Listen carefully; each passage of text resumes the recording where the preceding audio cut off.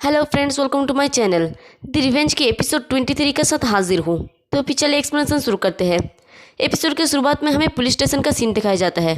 वहाँ पर सेजुन, सोन डोhyun और बाकी सब लोग मौजूद होते हैं और पुलिस ऑफिसर उन्हें इन्वेस्टिगेट कर रहे होते हैं। तो एक ऑफिसर सोन डोhyun को पूछता है कि तो तुम लोग बस स्पार कर रहे थे?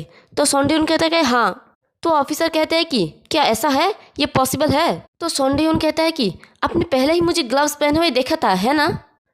तो वो ऑफिसर कहता है कि हाँ, तुम्हारे स्टेटमेंट के लिए तुम्हारा शुक्रिया, लेकिन विक्टिम की स्टेटमेंट ज़्यादा इंपॉर्टेंट है। मैं उससे बात करूँगा और फिर डिसाइड करूँगा कि स्कूल में कांटेक्ट करूँगा या नहीं। ये सुन के सोन डोhyun परेशान हो जाता है और वो सोचता है कि अगर कोई केस फाइल किया गया हो तो मैं कंपटीशन में पार्टिसिपेट नहीं ले सकता, और पैसा कलेक्ट करना तो दूर की बात है। फिर वो सोचता है कि नहीं, वो नहीं चाहता था कि पुलिस भी इसमें इन्वॉल्व हो। वो जल्दबाजी में कोई स्टेटमेंट नहीं दे सकता क्योंकि उसे मुझसे कुछ चाहिए। फिर सेजुन का स्टेटमेंट लिया जाता है तो सेजुन कहता है कि नहीं, मुझ पर हमला किया गया था। और ये सुनते ही सोन डोhyun और उसका दो दोस्त हैरानी से सेजुन की तरफ देखता है और सोन डोhyun सस्पेंड हो जाता है। फिर पुलिस स्टेशन से बाहर आकर सेजुन और जेसन हुन एक रोड के साइड पे बैठा होता है और सेजुन बड़े मजे से रामीन खा रहा होता है। और जेसन उसे कहता है कि क्या तुम ऐसे करते रहोगे? तो सेजुन कहता है कि क्या? तो जेसन कहता है कि वो लड़का, वह जानता है कि हाजिन के साथ क्या हुआ, राइट? इन्फॉर्मेशन लेने के लिए तुम्हें उससे फाइट करना पड़ा? तो सेजुन कहता है कि हाँ। तो जेसन कहता है कि क्यों? तुम केस से रिलेटेड किसी भी पर्सन से फाइट करने जा रहे हो? उस लड़के ने लगभग पहले 1 या 2 महीने तक वर्कआउट की होगी। इससे कोई फर्क नहीं पड़ता कि तुम कितने अच्छे हो, वो पहले ही किसी प्रोफेशनल की तरह है। क्या तुम ऐसे किसी से फाइट करना चाहते हो? तुमने तो सिर्फ 2-3 महीनों के लिए ही जियो-जित्सु सीखे हो और मुझे ऐसा लगता है कि तुम्हें चोट लगने से पहले ही रुक जाओ। इसके अलावा मैंने सुना है कि डिटेक्टिव अभी भी हाजिन के केस की इन्वेस्टिगेट कर रहे हैं।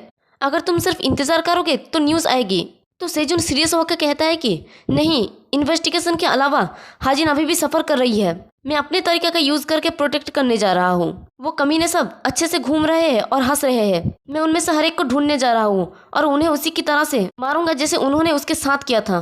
तो जेसन इस बात को और आगे नहीं बढ़ाता और कहता है कि उससे पहले तुम आज प्रैक्टिस नहीं कर पाओगे जब से तुमने रामीन खाया है। अब तुम 20 किलोमीटर दौड़ो।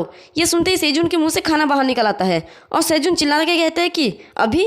तो जेसन कहता है कि अगर तुमने इतना खाया है तो तुम्हें आज उससे मिले एनर्जी का यूज़ करने की ज़रूरत है।